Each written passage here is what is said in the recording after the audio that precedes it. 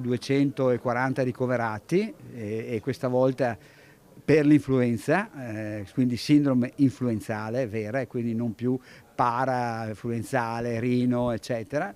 Diciamo che abbiamo soprattutto persone anziane, nessuno in terapia intensiva. Ricoveri in aumento a causa dell'influenza, atteso in questi giorni il picco. A far temere di più la variante cosiddetta australiana che preoccupava le aziende sanitarie per la sua aggressività. Sta solo facendo tanti ricoveri, questo sì, perché abbiamo aumentato i ricoveri, però per fortuna i danni previsti, quindi sia a livello di sofferenza cerebrale, sia a livello sofferenza polmonare, quindi ricoveri in terapia intensiva, ancora no.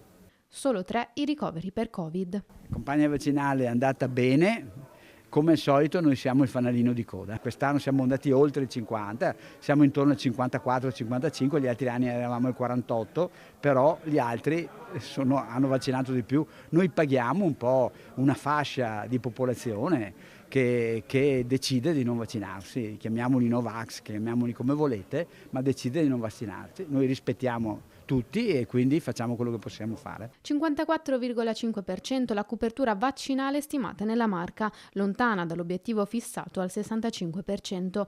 Nonostante l'aumento consistente di ricorso al vaccino, circa di 6 punti percentuali in più rispetto al 2023, Treviso si conferma l'ultima provincia veneta per vaccinazioni.